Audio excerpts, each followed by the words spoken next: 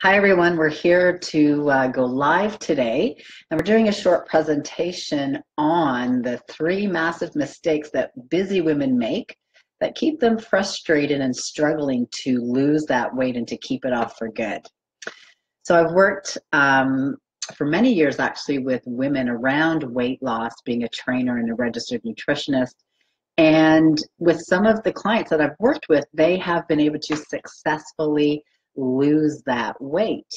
And the difference between those who actually keep it off and the people that obviously something else is going on in the background and they regain that weight and sometimes even more weight is perhaps there's issues or things going on for them that they have not yet resolved. And that could be, you know, anything from significant emotional events that happened even way back in childhood that is affecting them now today. Or it could also be things, just stressful events that's happening in the now, and they don't have the coping strategies or mechanisms to deal with it effectively. So instead, you know, they turn to food to help ease the emotional pain or just to numb themselves from feeling anything. So I'm going to go through some information with you, and if you do have questions at the end, then I'd be happy to answer them. If you do have questions that you'd like to ask me individually, then you can also send me a private message or email me, and I'd be happy to do that as well. So I first want to go over those three massive mistakes. And the first massive mistake is the yo-yo dieting. Because we all know 90% of the people who actually go on diets fail. So diets make us feel like a failure sometimes, right? And always being obsessed about what you can and can't have, that's perhaps on a meal plan that you've gotten from someone. And food deprivation is not the way to go because it's oftentimes not sustainable for healthy long-term weight loss. So if you've struggled with that yo-yo dieting where you gain weight, you lose weight, you gain weight, you lose weight, you perhaps could be focusing on the wrong things. For example, you might be saying things to yourself like, well, I don't want to be overweight. I don't want to take medication. I don't want to have to, whatever it is. And so when you use the language, the word don't, it actually pushes you away from what you don't want, but it produces inconsistent results. Versus when I say to women that come to see me and they tell me everything that they don't want, I'll ask them, well, if you don't want that, what do you want instead? And sometimes it takes a while for them to go, oh, well, I didn't think of it that way. So when you focus more on going towards what you want, you're going to produce those better and consistent results that are good for you. So number one, massive mistake is that yo-yo dieting. Number two, this is one that I've struggled with personally, is emotional eating. So basically, you know, are you perhaps bored, tired, depressed, stressed out, pissed off, none of which has anything to do with actual physical hunger. So perhaps the weight came on following a stressful or traumatic event, and you continue to feed the feelings and emotions through food. So one tip that I would give you is to write a huge note and post it on your fridge. And that note should say, am I physically hungry? And that's your cue to go have a glass of water and wait 5 minutes. And if you are truly physically hungry, then you do need to eat nourishing food, right? You don't want a signal to the unconscious mind saying, oh, she's depriving me now, I'm going to hang on to everything. So the second massive mistake that most smart women make is they're feeding their emotions with food. Now, what if you had a better way of dealing with and perhaps getting rid of these negative emotions? You know, how would that be for you if you were able to do that so that you no longer used food as your outlet? So we address that as well. And the third one is negative mental programming. So this is what I'm here to tell you, and I'm sure that you already know this. is that there are no quick fixes. The only way to lose weight and keep it off for good is actually to go to the unconscious mind, where changing your relationship with food forever can take place. Because everything is stored unconsciously. 95% of who you are and everything that you do is actually unconscious. I know it sounds crazy, doesn't it? But that's from the research. And you've developed perhaps unproductive and unhealthy habits that you can actually reprogram yourself to change those habits using different techniques such as NLP, which stands for Neuro-Linguistic Programming. There's different NLP techniques that you can use to help to rewire your brain, as well as hypnosis and timeline therapy techniques. So I want to go on and talk to you a little bit more about the most powerful part of you, which is your unconscious mind. So you have an unconscious mind. Everyone has an unconscious mind. It's like that little 5 or 6-year-old girl or boy inside of you, right? And so how do you actually talk to your unconscious mind is one thing I'd like to know, because it is very, very powerful. So your unconscious mind stores your memories.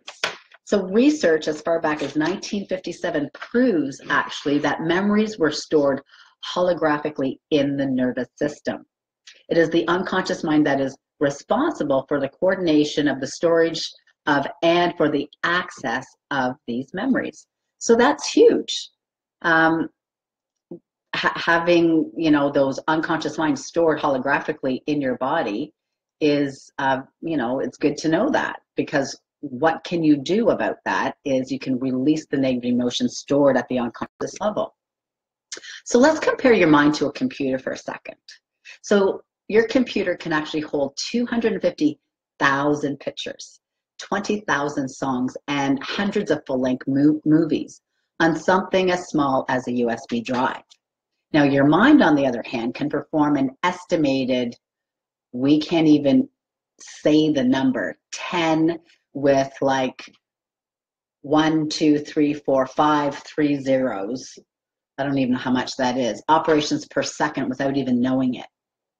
So what makes your blood flow and your heart beat right now? What's making that happen? It's actually your unconscious mind. What's making you stay alive right now? What's digesting your food? What's doing the 6 trillion things to your 60 trillion cells every single second? It's your unconscious mind doing that work for you.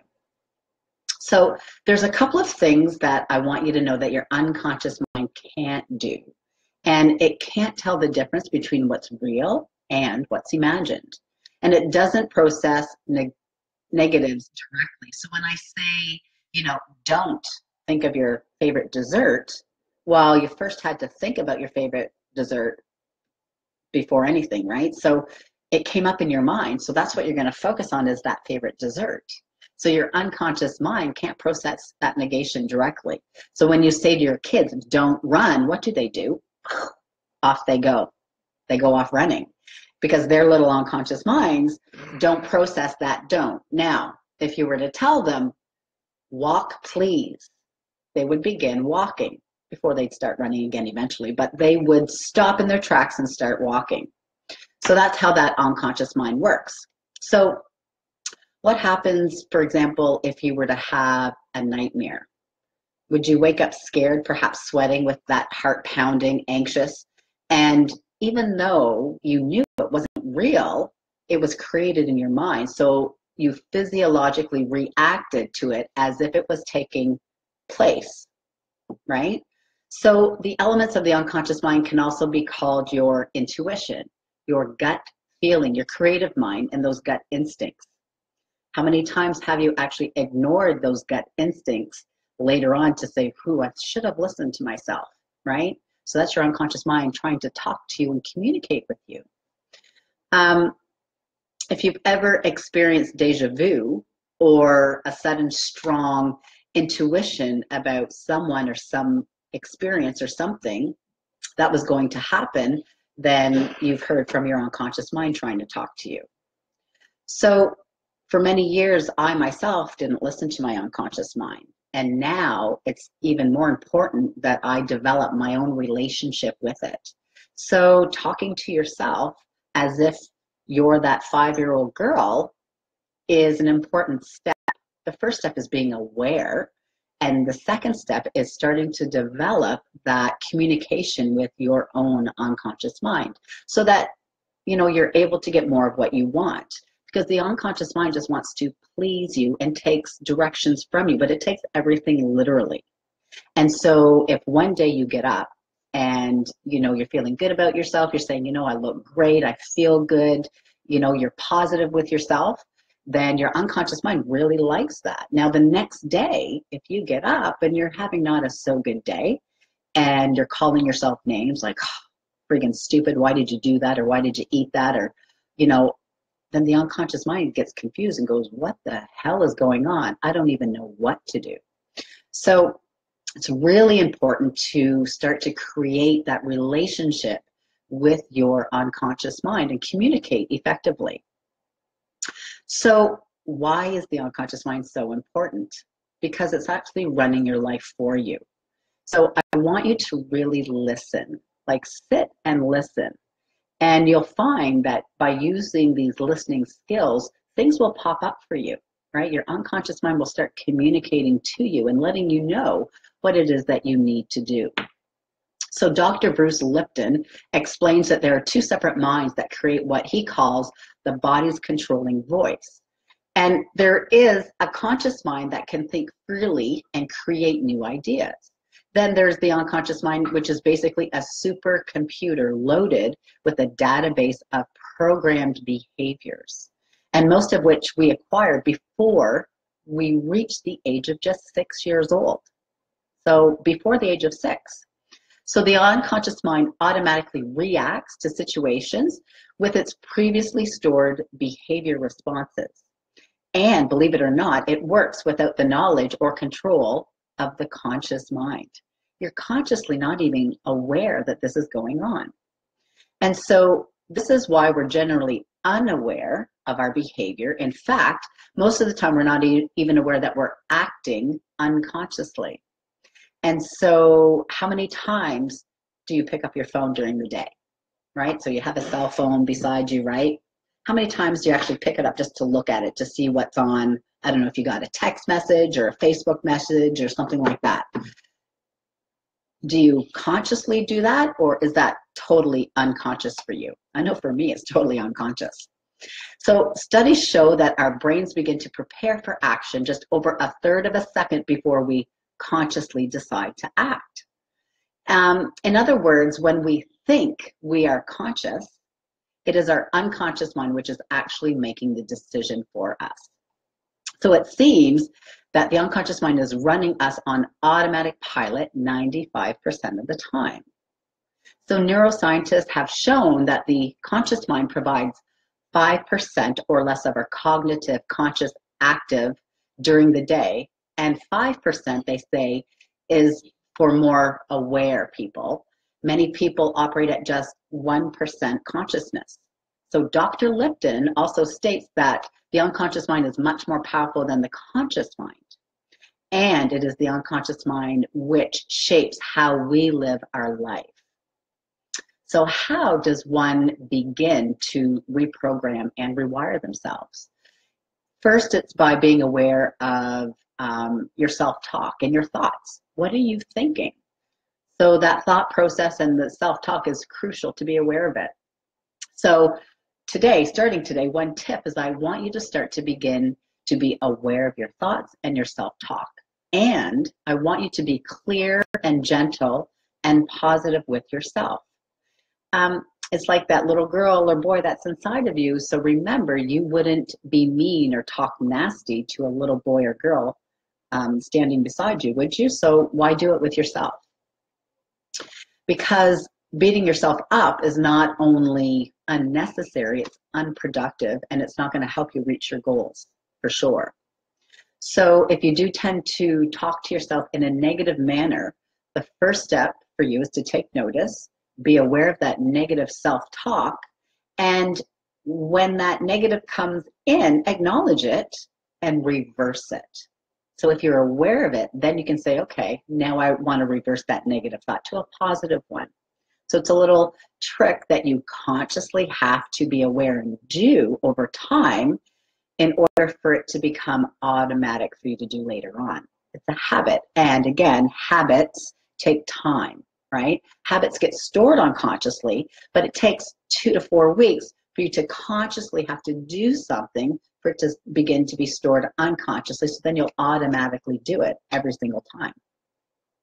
So remember earlier that I mentioned that your unconscious mind doesn't process negatives, negations, and many clients that do come to see me, you know, if they're feeling down or depressed about something, then I always want them to focus more on what they want for themselves. So you can even do that as an exercise, is actually take out a piece of paper and on one side of the page, write out everything that you don't want, because I bet you know what you don't want. And then read the first one out, and on the other side of that page, I want you to write out what you want instead. So at the end of the exercise, you're left with 2 sides of the page. I want you to fold them in half, rip off all the things that you don't want, and so you're left with everything that you want.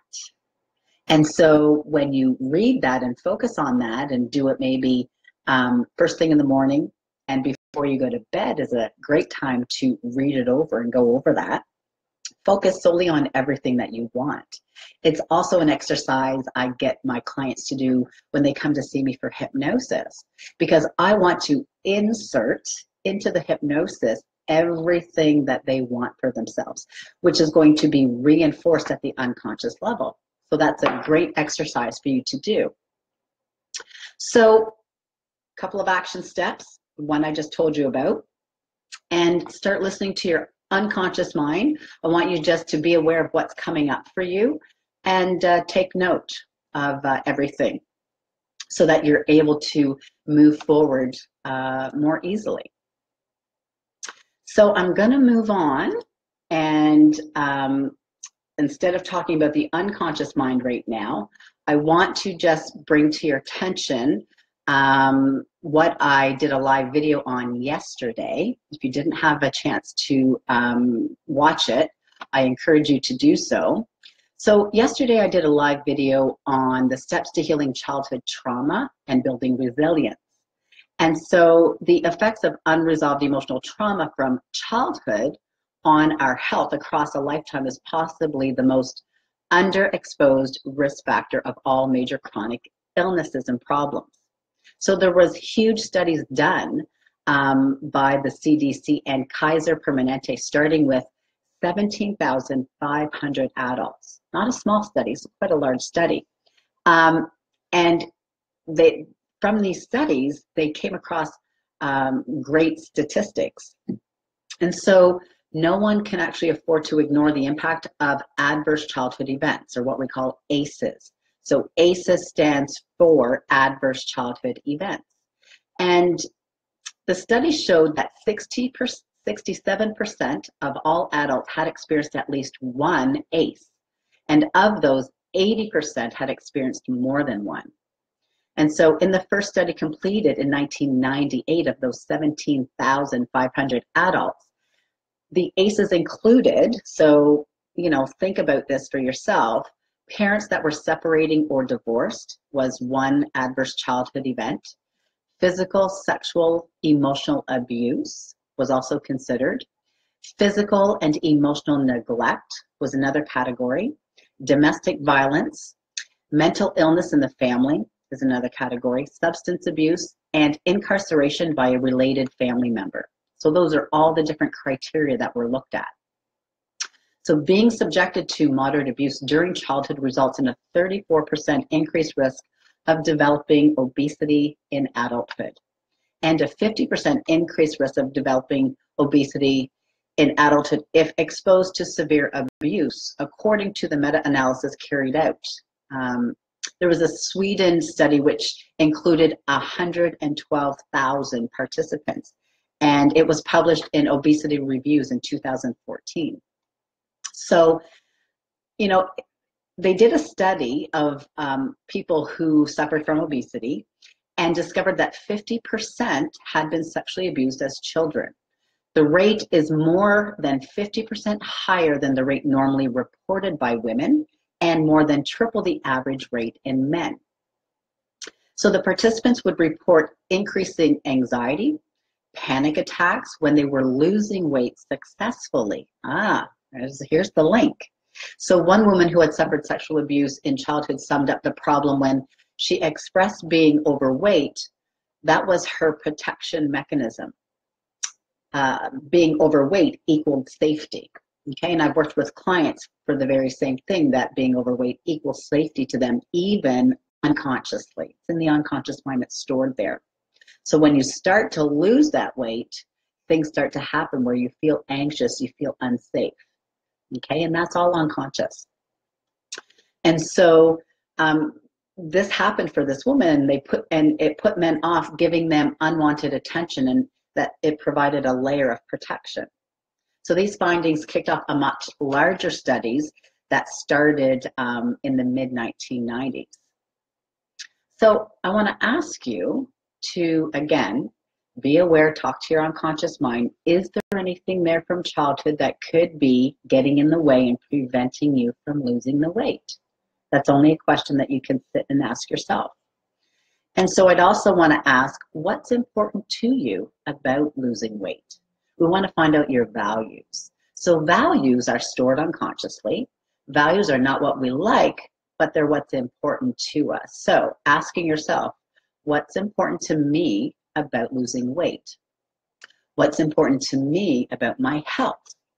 And when you get the answers, you can ask yourself, why is that important? So you can make a huge list of your values, of what's important to you about losing weight and your health, and then asking, why is that important? That's going to give you a strong why reason, right? Because we all need a reason why you want to do something.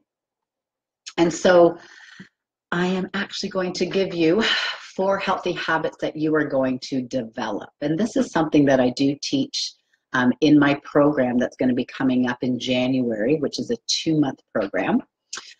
So the first habit that you need to consciously do is first check in. And I want you to ask yourself, am I physically hungry? Or do you need something else? Do you need love, attention, a hug, sex? Who knows, a bubble bath or something else? You may need to deal with stressful situations or negative emotions first, right? Have that glass of water. And then if you're truly physically hungry, you do need to eat, okay? Starving yourself is not the answer, and it's not sustainable for lifelong success. So, number 2, if in fact you are physically hungry, you do need to eat. Because if you go for too long without any food, then your body could freak out, and it goes into survival mode, and it begins to think that there might be a famine. There is a lot of research too as well that intermittent fasting and doing cleanses where you're not eating hardly anything for a few days in a row can be very beneficial. And it can be, as long as, first of all, you're not diabetic, you're not hypoglycemic, and you're not pregnant. So there's a lot of safety caveats that, need to be looked at. And this is another thing that we talk about in the program that I'm going to be delivering. So not eating when you're truly hungry can set up a dysfunctional pattern of thinking in the unconscious mind in relation to food. So it can actually lead to a powerful neurochemical change in the brain that leads to false hunger signals and patterns of cravings and binging. I mean, have you ever had such strong cravings where you binge, and you even maybe had some unhealthy eating patterns where you had to find ways to get that food out of your body, either by vomiting or taking laxatives? Yes, I too have done that way back in my 20s, and it's very unhealthy. And so, these are things that we talk about and look at in my coaching program. Number 3, eat mindfully and eat what you enjoy. There are plenty of healthy foods out there that you can eat. If someone says to me, Lynn, I really dislike or I don't like a certain food, then of course I'm not going to say, well, you have to eat that in order to do this diet plan and lose weight. And so for me, I take that word diet out of there. This lifestyle plan has to be doable for you, right? And it's totally up to you whether you want to, totally commit to doing a healthy lifestyle plan, or some people want to have a few cheat days in there. It's what's doable for you and your lifestyle. And everybody is unique. Everybody is biochemically unique as well.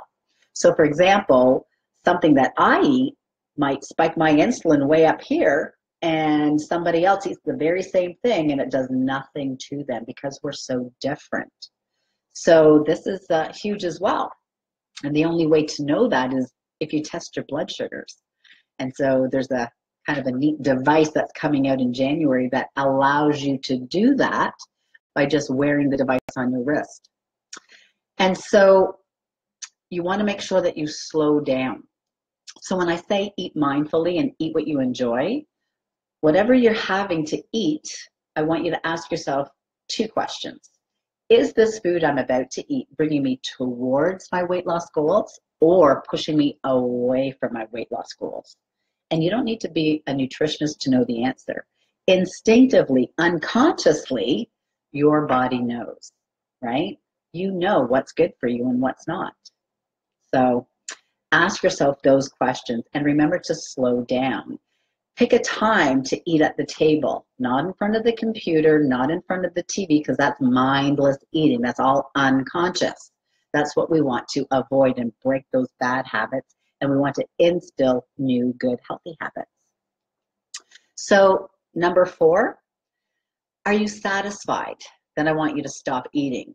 So I said the word satisfied, not full, right? So when you're eating, do you ever notice that after you've had a little bit of food, that the bites you're now taking don't taste near as good as the first, say, 2 or 3 bites? It's because you're starting to get satisfied. So it's tuning into your body to go, okay, I'm actually not hungry anymore. I'm not full, but I'm not hungry. And so leaving a little bit of food on your plate consciously could send a nice signal to your unconscious mind that I can stop when I want to. I'm satisfied, and that'll send a signal to your unconscious mind that I'm in control. Have you ever felt out of control when it came to food? I certainly have. And when you can give that unconscious mind a signal that, you know what, I'm in total control of this, and you put that little bit of food away for later on, for when you're truly, in fact, physically hungry, right?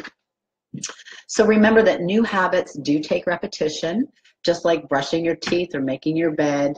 You want to do those following things consistently each and every day.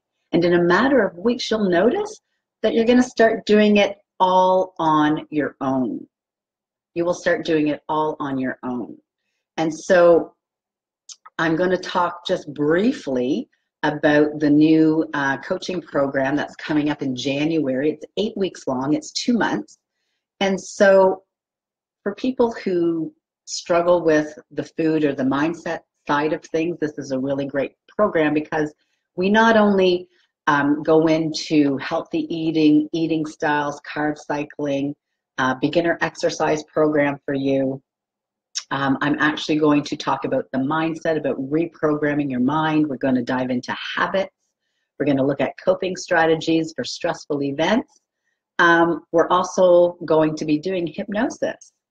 So hypnosis for weight loss, motivation to exercise, balancing hormones, as well as increasing your metabolism. So we'll be doing hypnosis around all of those different things. So if you have any questions on the 8-week program, it's online from the comfort of your own home. So location is no barrier. And it's going to start, you can just look at the date, January 10th will be our first session, once a week for 8 weeks, and it finishes February 28th. And for that entire program, the value is actually over $1,000 for everything that you'd be getting in there. But for this 8-week program, it is only $297 plus the HST. So if you'd like more information or if you have specific questions, then you can reach me through my website, lynnthierer.com. And I look forward to your questions and connecting with you soon. Have a wonderful rest of the weekend, and bye for now.